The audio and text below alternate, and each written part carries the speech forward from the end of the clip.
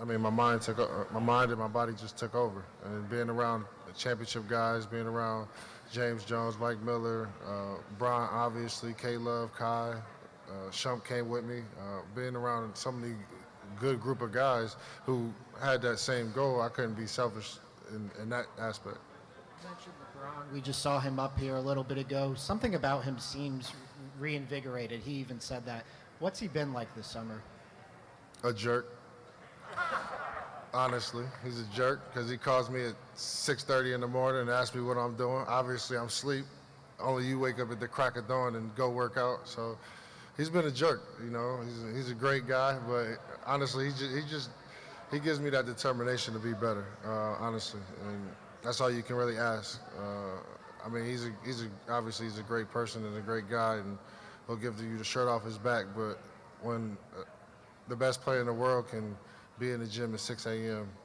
and I'm looking like, man, it's 7:30, I can't get up. Like, no, yes, you can. If he could be in the gym, I could be in the gym. And he just gives you that determination to be better every day.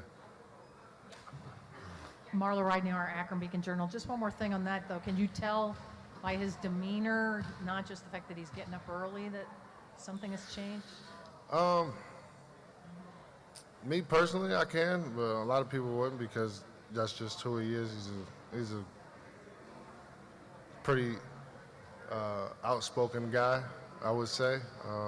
He doesn't really hold too much on his shoulders, but you can, from myself and my point of view, from being around him for the last 3 years, pretty much every day, I could see the difference.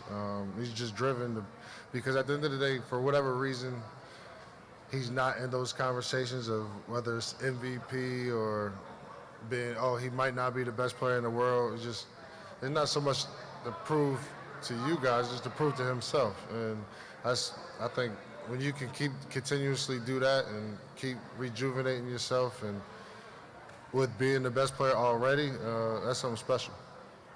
One more thing, just the convergence of sports and politics in the last few days. Do you see that there's positives that could come out of what's happening right now? Yeah, absolutely. I think there's a lot of positives. And honestly, I watched his interview in the back, and he spoke on it briefly. That people look at it again like it's disrespect to the flag and stuff like that, when it's just not what it's about. And I mean, obviously, us as athletes, we know what it's about. And I mean, for it to keep being brought up to this is disrespect, opposed to talking about the real problem and the real situation. That's what it's about. I mean, just having that conversation. Let's start with having a conversation, then we can act later. Now, it's been the weekend and prior events with Kaepernick all last season. The conversation's been had. It's been had for over a year and some change. It's time to start doing it. And that's all of us.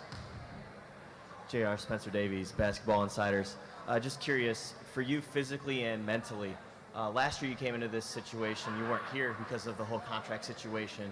Now that you know that you're here for a while and you're going to get your opportunities to come into training camp, how much does that lift the burden on you, just knowing that you can start the season fresh, not have to worry about injuries and other stuff off the court?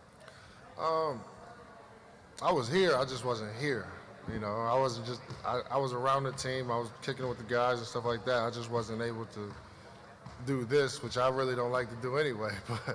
But it was tough because, again, like from day one, when you're not there from day one of training camp to the first game, and when I came in, we played, one preseason game at Ohio State, then we got right to the season.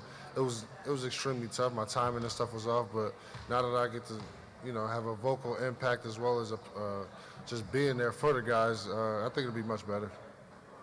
Thanks, JR.